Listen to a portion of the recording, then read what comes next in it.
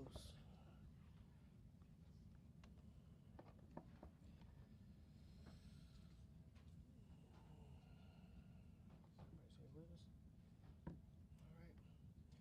Good afternoon. First, I'd like to start off by saying what took place this past weekend, most specifically on this past Friday, was absolutely unacceptable.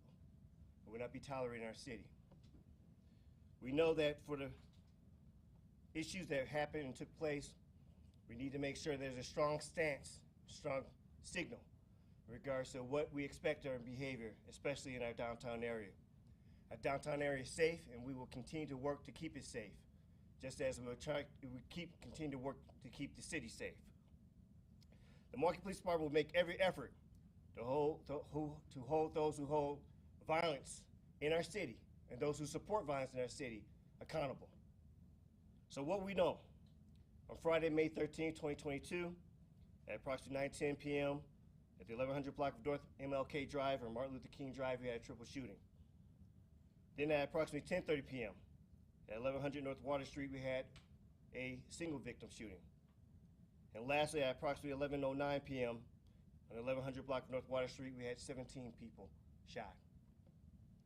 During the investigation, 11 guns were recovered, 10 from those who were involved in the incident for the 17 victim shooting, 1 weapon from the triple shooting.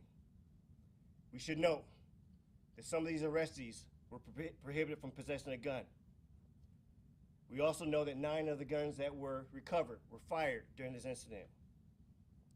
Another issue that we found during our investigation, that those guns that were purchased from time to crime ranges, which means from the time it was purchased to the time it was used, was as short as 11 days and as long as 3,500 days.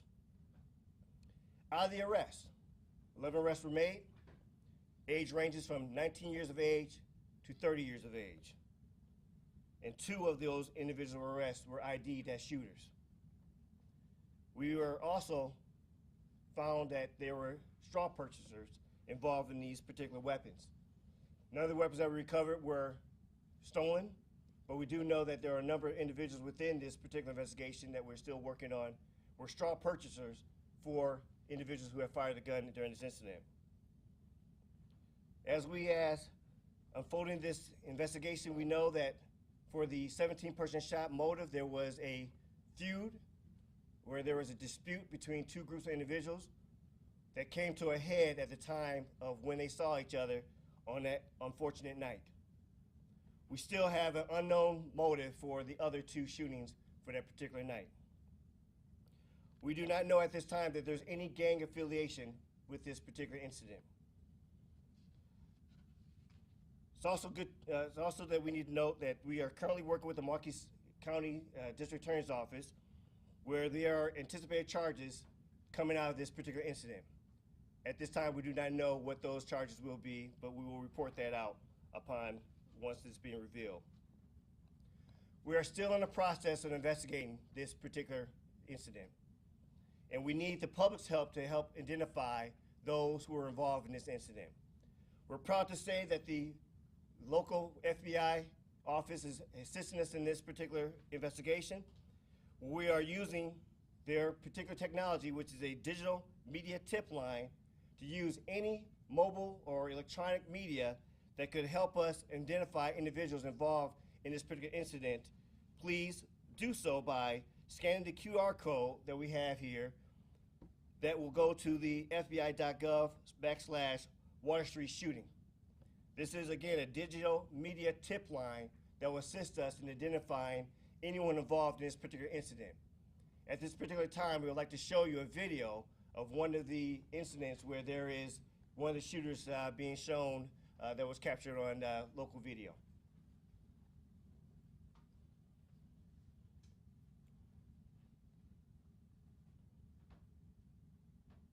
Chief, are you able to narrate what we're seeing here as we're seeing it?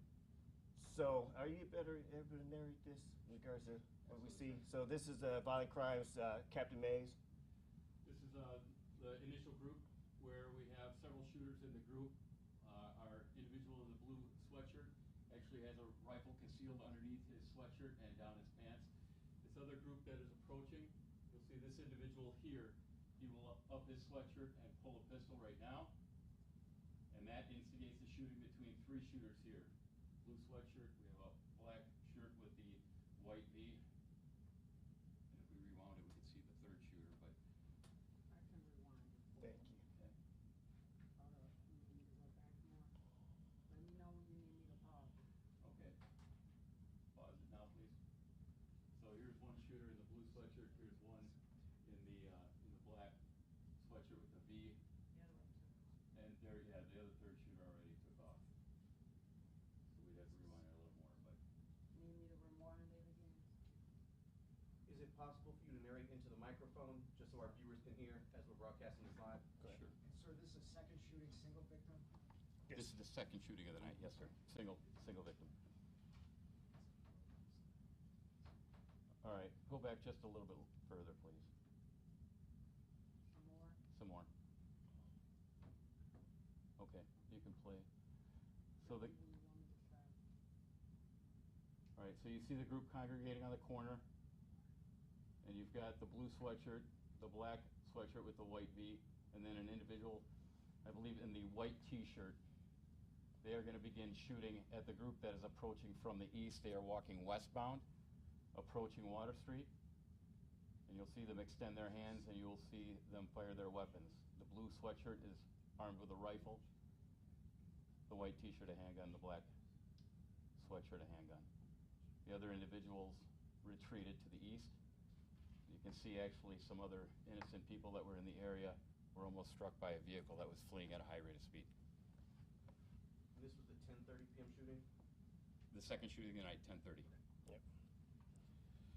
So along with this digital media tip line, we still do have the call MPD at 414-935-7360, or use the Crime Stoppers, especially the tip line that we have for the app.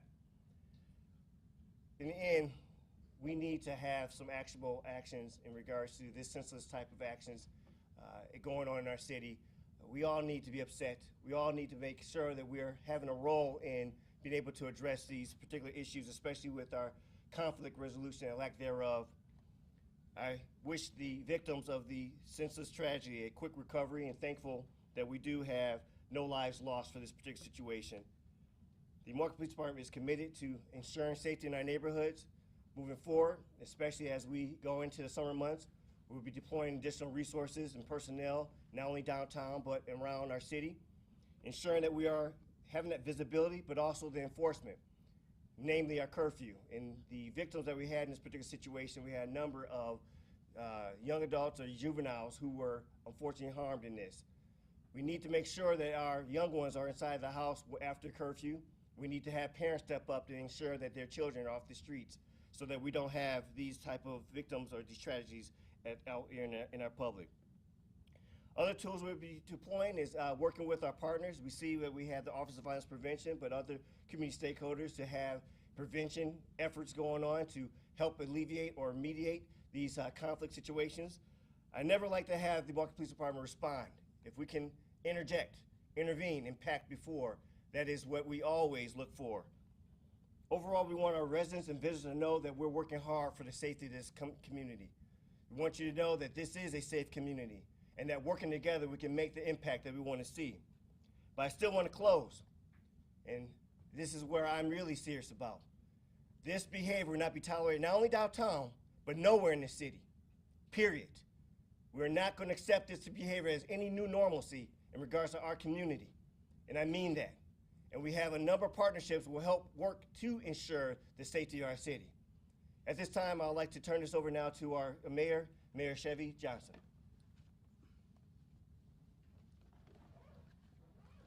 Well, thank you so much, Chief, for hosting this press conference here at the Police Administration building. And what you said is right. The actions that we saw last Friday were totally unacceptable. Were totally unacceptable. And I'd like to start off by saying this, that they were unacceptable for a whole host of reasons. I mean, first of all, you've got individuals that we just saw on video who had a complete and blatant blatant disregard for their fellow citizens and their lives, right? They shot in a crowd where there were hundreds or thousands of people that were gathered. That is totally unacceptable, and we cannot stand for that in Milwaukee. That cannot be the normalcy that we stand for here in the city of Milwaukee. Second of all, on game day, on Sunday, because of these actions, it was advised the Bucks would not be hosting the watch party for Game 7 of the series that the Bucks were in versus the Boston Celtics. Now, some folks would say, well, that's just basketball. It's just a game. But it's not just a game, really. The Deer District and having people there, it's not just about fun. You know, that embodies the Milwaukee that all of us aspire to. It's a Milwaukee where people across this city, across this region, this state, that has been divided politically and otherwise, come together. It doesn't matter if you're rich or you're poor, if you're black or you're white, if you're Asian, if you're Latino, if you're gay or straight, if you're able-bodied or disabled. Everybody comes to the Deer District. We put our differences aside and come together as a community. That's something that we cannot lose. We cannot lose that. And we're not going to allow some people who, rather than deciding their differences with their words, articulating their differences and coming to a reasonable way to part ways, but would much rather do something else. Not even saying words, but if it broke down even further, maybe even engaging in a fist fight where everybody could still live to see another day.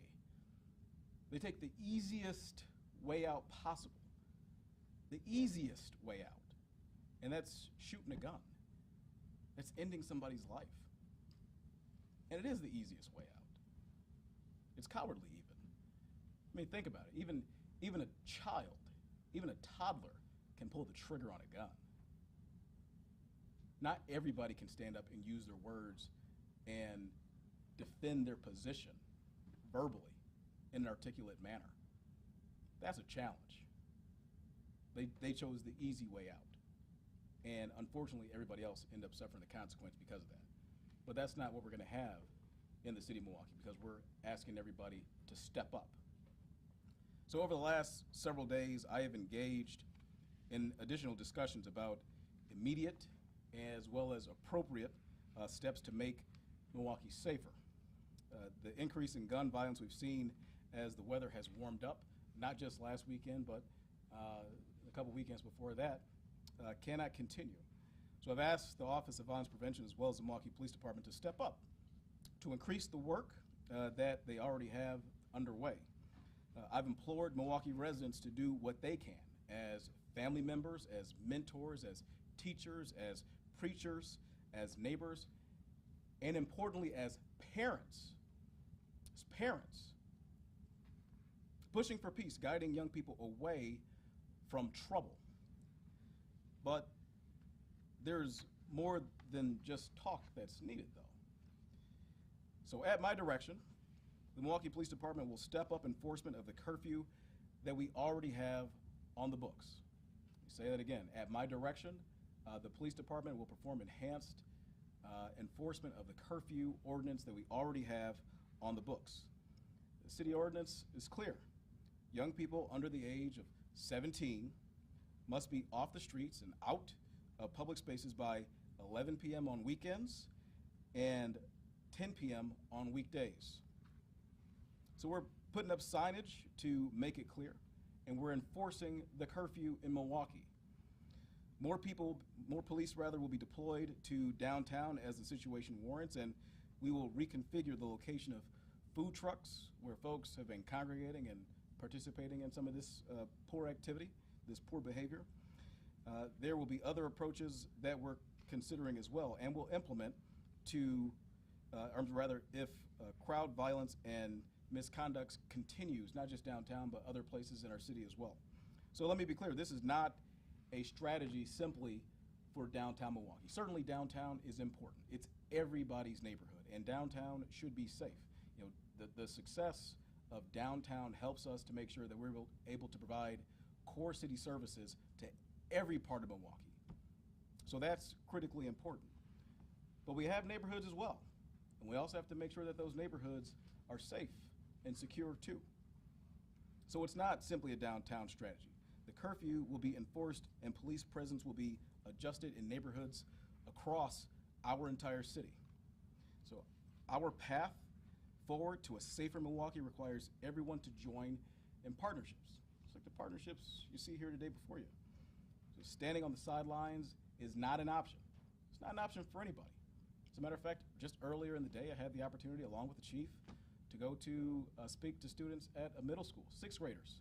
And they wrote letters to me in the mayor's office because they are concerned. The kids are concerned.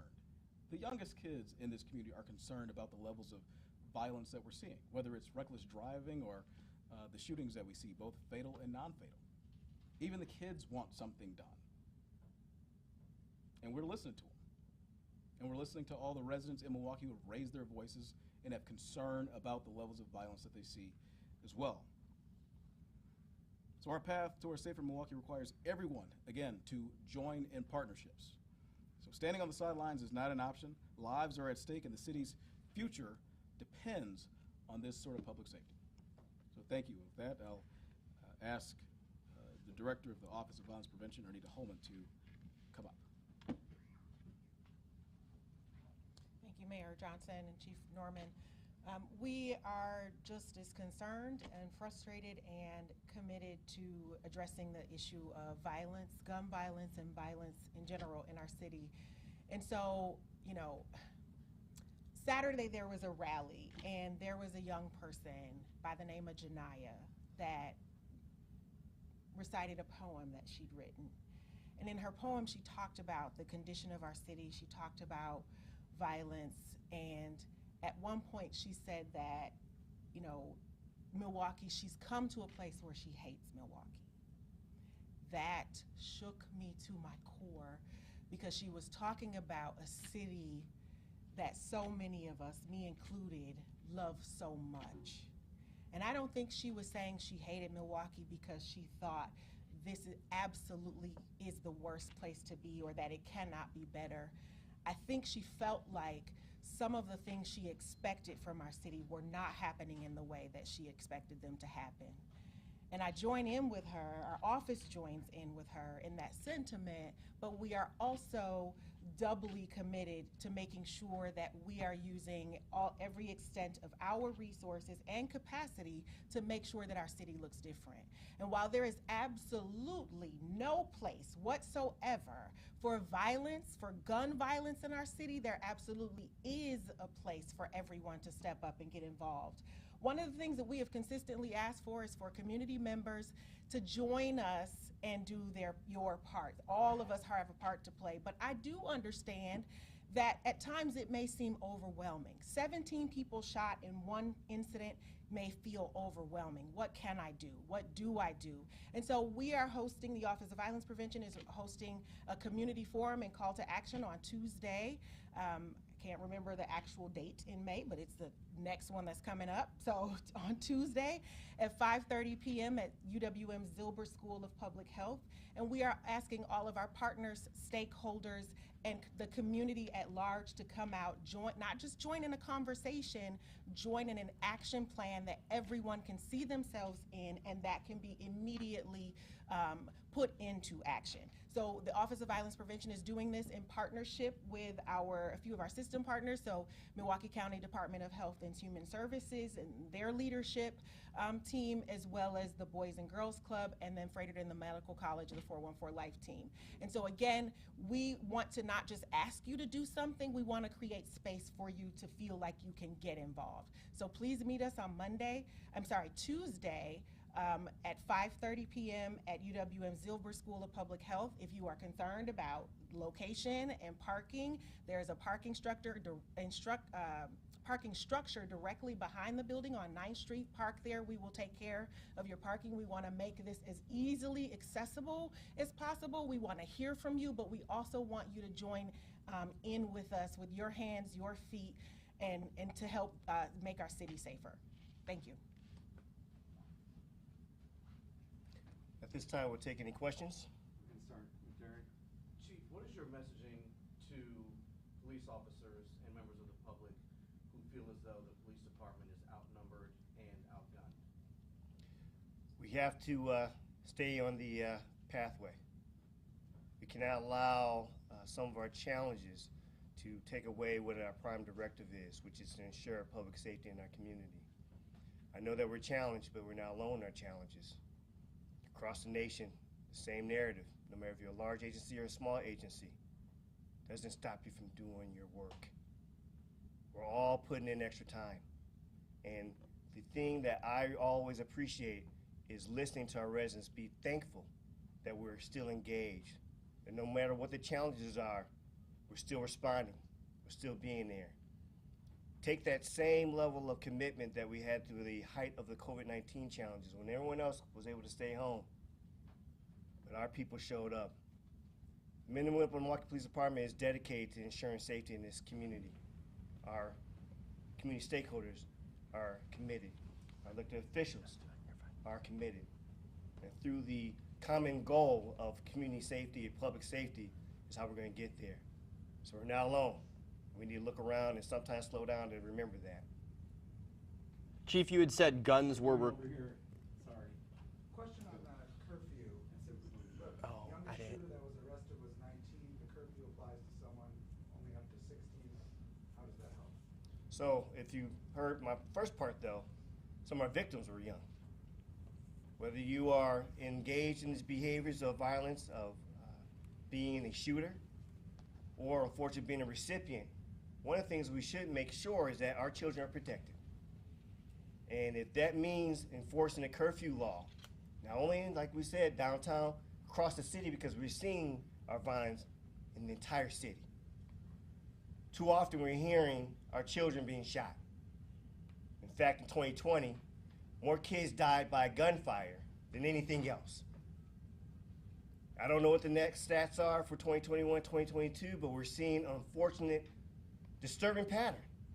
So this is still part of that effort to protect our community, but also we have to put action behind accountability. Accountability not only for the young ones, understanding that there's a time to be in the house, but parents too. These are your children. They are our community's children, but in the end, these are your children. When I grew up, there used to be a thing that came on the TV. Parents, do you know where your children are? I grew up where you had to be in by the lights before the lights got on, and the street lights got on outside. And the mayor sitting there reminding me. We cannot get away from that. I do not want one citation issue. Don't want one child be taken into our possession.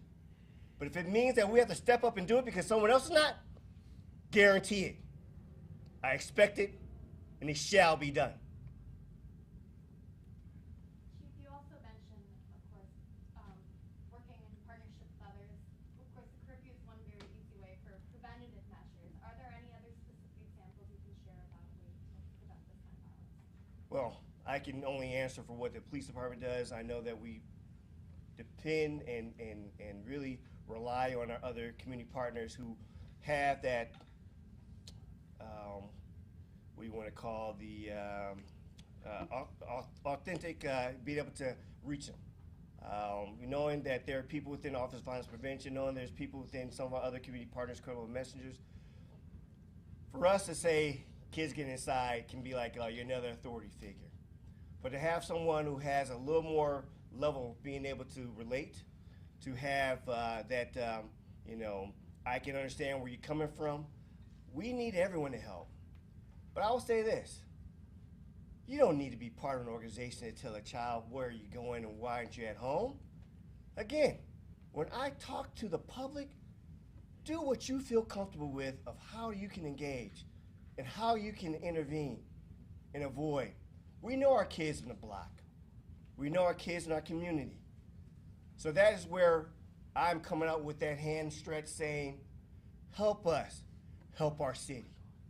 So as much as we have those who have a, I will say, formal role, we need the informal ones also. Chief, in the last couple of days, we've heard people, including elected officials, people running for office, say that downtown Milwaukee is not a safe place after certain times on certain nights. What is your message to people who who have fears right now of spending time in such a popular part of the city, given everything that's gone on recently? So this is how I answer that one. You're not watching the news. From East Coast to West Coast, from north to south, grocery stores, churches. Don't tell me that this is a Milwaukee narrative, and if you are, shame on you, because you're not paying attention. We have a firearm issue in our country. We have a conflict resolution issue in our country. Tell me where the safe haven's at. Give me the answer on that one. So we have a responsibility. When people talk like that, I think they're not taking ownership that they have any responsibility in public safety. My answer to that is shame on you. This is all our roles. We have hate going on in our community. We have anger going on in our community. We have anxiousness going on in our community. I always ask, what are you doing in your particular section of the world? We all have a responsibility. I'm part of the Major City Chiefs. We talk constantly to each other in regards to our challenges. And sometimes we need a little bit of therapy amongst ourselves because it's almost mind-boggling about what is the reasoning for the violence and the level of it. Multiple victims. So this is not a Milwaukee narrative. And I challenge anyone to say that to me or anyone behind me. And I challenge anyone saying the efforts we're putting forth. Even in light of dealing with a fallen officer ceremony, I sat down with the FBI director in regards to having that conversation of how can we work more together. So I don't want to have that type of discussion control the narrative here. We have a societal issue here, and everyone has a responsibility contributing to public safety. Chief, can you tell us what the curfew citation amount is, and then are there any discussions about how to hold parents accountable, cite them as well for their kids being out or kids being involved in criminal activity? So I don't have the actual amount. My team can follow up with that, and there is a parental responsibility citation. Again, those usually go in tandem because one of the things that we look for in regards to law enforcement is if you're not reporting your child missing, then you are proving that they are outside of your house or outside of your guardianship. Now, curfews apply when they're not with an actual older guardian.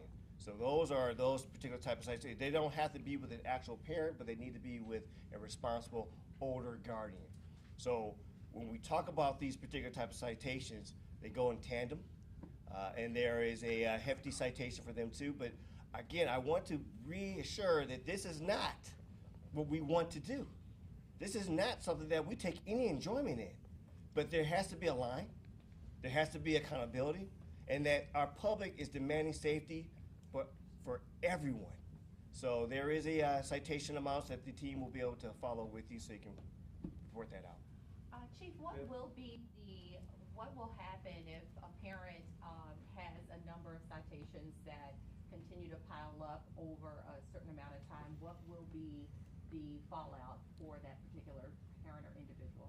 There are a number of different criminal charges that can be brought forth for those particular egregious type of situations. That is a case-by-case scenario. Parental responsibility is at a local level, but also at a state level. So there can be potential criminal charges if there is that type of, what we will almost say, a neglect. So there are challenges in regards to that. We don't want to get to that point, and we have to wrap, those who are having challenges with their household with other resources, which there are many resources in our community, whether they're going through the city government or our community stakeholders. But it is important that there is higher levels of accountability if it deems necessary. We cannot take any tool off the books. We cannot take any tool off the table. So we have to understand that we need to make a proactive stance, but also we need to make sure that the accountability has substance to it. It's not just words.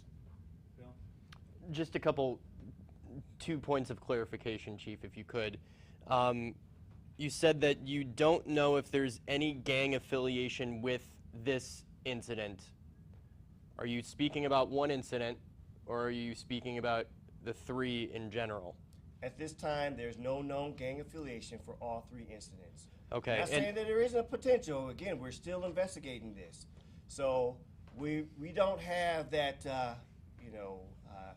obvious signs of there is something underlying. Could have been for the single shooter situation, the triple shooting, absolutely. So that's not off the table. But at this particular time, for the interviews that we conducted with the intel that we have gathered at this particular moment, at this point in time, no. But this is an ongoing investigation. So we don't want to ever put that off the table, that we should not be searching for that or working with our source of information to ensure that.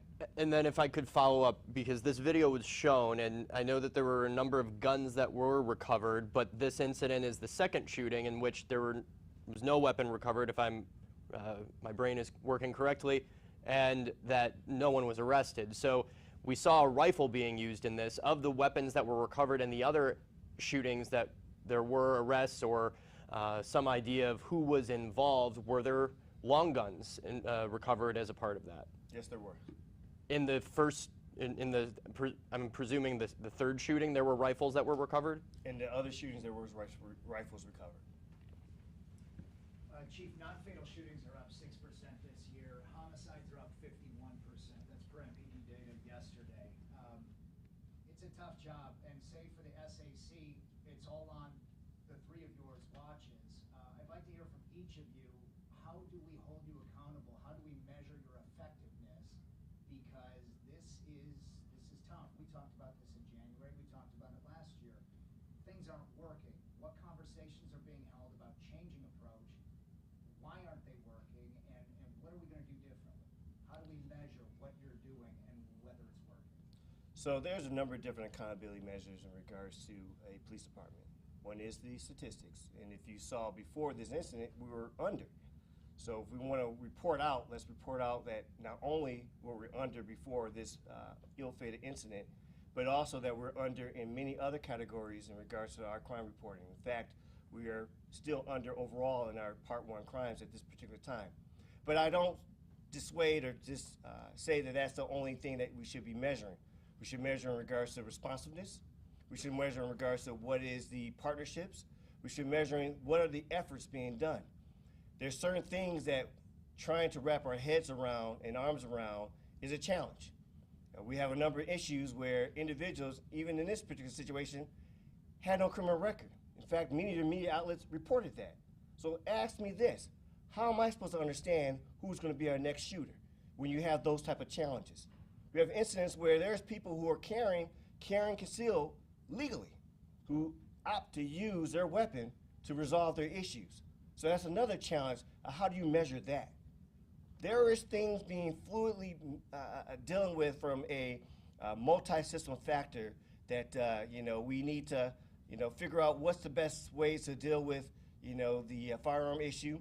We have an uptick in firearms being stolen out of vehicles right now because of the possession of firearms across our nation, which is fueling or funding or putting guns into the young ones' hands, because they're not going into your regular gun stores. So I am always ready to be held accountable. I understand that. But understand that I am reporting out what we're doing. I am using the resources, whether it's coming from our federal partners and the technology or resources or the elected officials. And we're continuing to use these efforts to ensure that we are not only responsive, but how are we being preventative? And that's another wheelhouse that we're working with, the Office of Violence Prevention. So some of those are intangibles. How do you measure a relationship? Well, I think by standing together shows you something. So there is a lot of different challenges that we're dealing with. This is again, unprecedented time that we're still dealing with in regards to some of these behaviors. And at the very end of all of this, we're not alone. We're not alone. You had someone at a public market down in Houston. Someone at a church in California. Someone at a grocery store in New York. We're not alone. So I understand in regards to accountability. I understand that we need to make sure that we're doing all our efforts, but there's challenges that it's definitely a mind boggler in regards to who wants to put their own life in jeopardy, because, you know, the prison time is real. And the issues, especially as you see what's going on over in Buffalo, you know, there may be a death penalty involved. So we need to be very careful in regards to these behaviors that we're not keeping ourselves in check with. I don't know if the mayor want to add anything, or the local. Both Ms. Holloman and Mayor Johnson, please. Effectiveness and accountability. You know, when you asked that question, I started to think about the way to answer it, and certainly, you know, we have some tools to address these things, but we don't have them all, right? Think about it like this.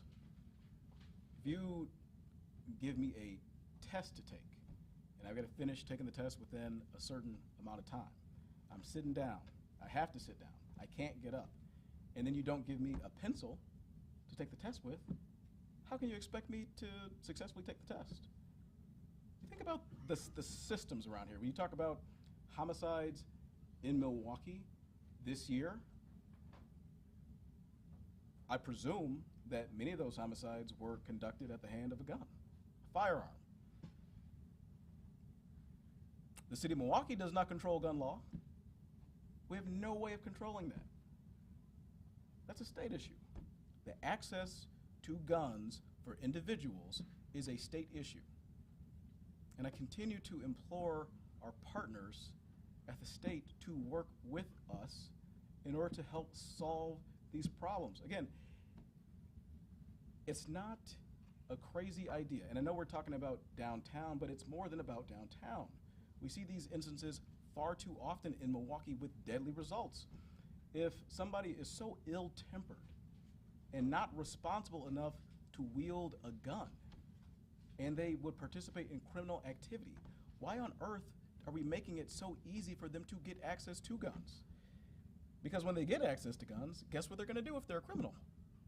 They're going to partake in criminal activity, including killing people on our streets, including shooting into crowds, including shooting up homes and striking and killing a 13-year-old, or shooting at police officers, like we saw 3 law enforcement officers just earlier this year who were shot. But that's not something that we control at the city level. We're just left picking up the pieces. We just got to do the cleanup, right? So again, think about the systems. On the state side, they control who has access to firearms, right? And obviously that's broken. On the city side, we've got police as our primary law enforcement, public safety tool. Of course, there's the fire department, there's the Office of Violence Prevention. We have other tools as well, partners in nonprofit for preventative work, you know, all that, but primarily police, okay? In this incident downtown, think about it. The city's system worked. The police caught the people. The police took guns off the street. The police arrested those responsible. So we are doing our part, and we will continue to do our part and use the tools that we have available to us to further address the situation. Like I said, at my direction, we're enhancing enforcement of the curfew for the city that's already on the books. We're using the tools that we have, and I will continue to use the tools available to me to make sure that not just downtown, but the entire city of Milwaukee is safe. Look, when I watch the stories on television, when these cameras are done rolling, and I hear the results of people that you interview on the streets in the aftermath of a deadly shooting at a McDonald's on 49th and Hampton, or on the south side on South 5th Street, and you go and you interview those neighbors, people are sick and they're tired. They're sick and they're tired. They're frustrated by the levels of violence that we see. We can't stand for that. And that's why I constantly say, that we need everybody in the game. If you're not, comfortable talking to police directly, They've got an anonymous tip line that I encourage people to use. If you're not comfortable talking to police at all, call the Office of Violence Prevention. You can report to them anonymously. If you're not comfortable talking to police, you're not comfortable talking to OVP, you can call Crime Stoppers. And if you're not comfortable talking to police or OVP or Crime Stoppers about incidents that are happening in your neighborhoods, things that are concerning to you, things that it could impact you and your family with deadly consequences, then reach out to your local elected official and they can report these things anonymously on your behalf. So no, we don't have all the tools. That's why the folks who are watching this on the other side of that camera are so important. That's what I said to those kids this morning when I spoke to them at Roosevelt Middle School. Is that the most powerful people in that room was not me as mayor. It wasn't the chief of police. It wasn't the superintendent, who are all in the room. The most powerful people in that room are you. It's those kids. It's people in our community. We need everybody in the game. We need everybody to step up. And I will say this again. We especially need parents to step up. We need parents to step up now. We're on the verge of eclipsing the homicide numbers we had last year, which were the most deadly numbers that we've ever seen in Milwaukee. I don't want to see that. Chief don't want to see that. Folks in neighborhoods don't want to see that. Well, we need parents to step up to help us so that that does not happen. So we need everybody in the game. We need everybody to do their part. Yo, talk about holding us accountable. I'd like to, for those questions to be asked as well to, again, our partners at the state who control the gun law. They should be the ones ask those questions. We don't have that jurisdiction here. And again, I've got 3 kids, an 11-year-old and 2 4-year-olds. My wife and I are raising those kids, and they're going to be productive, contributing members to society. And if they get out of line, guess what? They answer to me. All right? Now, I can't be in everybody's house. None of us can. We need parents to step up and be a part of that. We need parents to do their part. This is not just on the chief. It's not just on me. It's on all of us together as a community. That's where the focus is.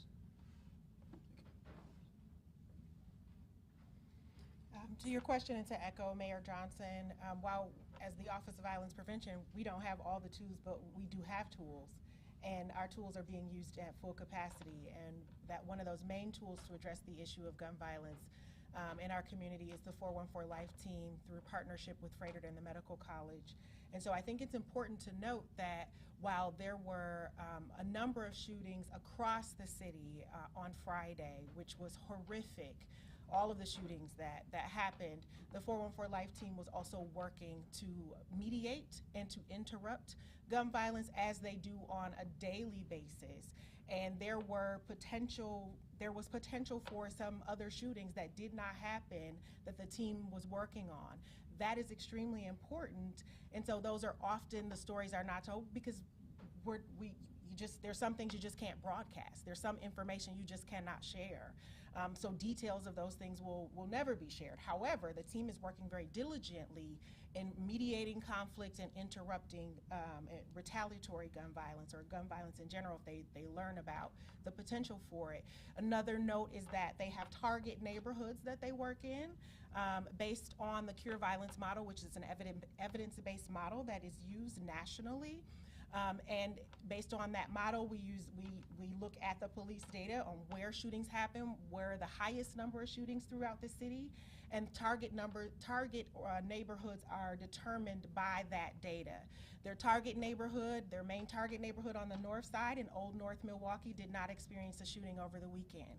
Their main target neighborhood in Walker's Point on the south side of Milwaukee did not experience a shooting over the weekend. That's success. That is quantifiable, and that matters. Question for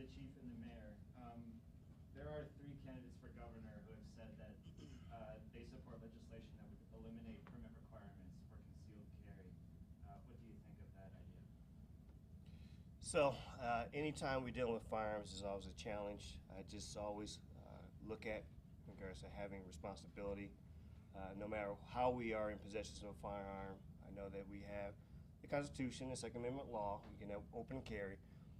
I want responsible individuals carrying firearms. Like I just said before, we have an uptick in vehicles being broken into where firearms are taken. These are individuals who are recirculating these firearms into our community in regards to using them for, for ill-fated means. So it's always important that no matter how we are acquiring our firearms, whether through a purchase, at the store or through a private, I look at what are we doing in regards to personal responsibility for those who are carrying the firearms. Could you repeat the question for me? There's three candidates for governor who have said they support legislation that would eliminate permit requirements for concealed carry in the state. Listen,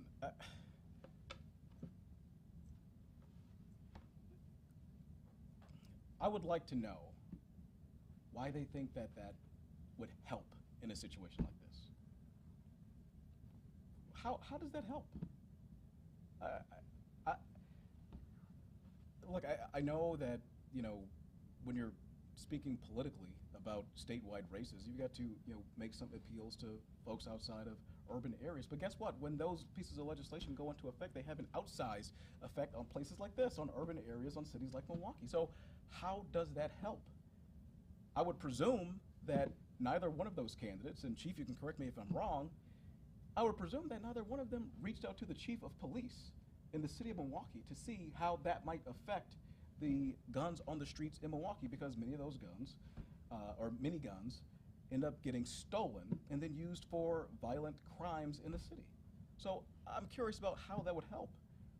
And look, I know that after the incidents that happened here in the city on Friday, some of those candidates talked about just beefing up the number of police. Yeah, you can beef up the number of police, but you're not taking the guns away from people who are doing criminal activity. Like, you're just putting more police in harm's way. If you really care about law enforcement officers, the men and the women who bravely step up to protect and serve our communities, then damn it, do something about it. Stop allowing criminals to get out on the streets with guns. You're making their job harder. Stop making their job harder. And by the way, when we have these conversations about increasing the numbers of police, let's not forget the fact that in Wisconsin, local governments have no ability outside of what is granted by the state to raise revenues to pay for these additional police officers. So they would force, something on us with more cops, and then who's going to maintain that? Who's going to pay for that? Unlike virtually every major city in the United States, I don't have the ability to level a local sales tax to bring in more revenue. And the state shared revenue program is more than flawed. It's broken. You can go to any small town in Wisconsin and they'll tell you, Madison, you're choking us out. We can't afford our services. When you have the mayors of Madison and the mayor of Brookfield, who I would suppose are diametrically opposed politically, coming together and saying the same thing, that shared revenue just doesn't work for their communities, that's a problem. And you can set Madison aside. It's the second largest city. It's got similar problems, but not at the scale of Milwaukee. When you look at Brookfield, wealthy Brookfield, and if the state funding formula doesn't work for Brookfield, then it just does not work. But you expect us to pay for additional police officers. And not that I don't want to have additional police officers, but I need to be able to pay for them. And I need to be able to do it responsibly without closing libraries or making people's garbage get picked up every 2 or 3 weeks as opposed to every week. Or not being able to fix the roads. Like, Madison, you gotta help us out. don't come to us with, you know, these so-called solutions if you haven't even checked in on the ground with the chief law enforcement officer here in this city, whose officers he's got to send out into the streets with those additional guns that you're allowing to be on the streets of this city. That's my response.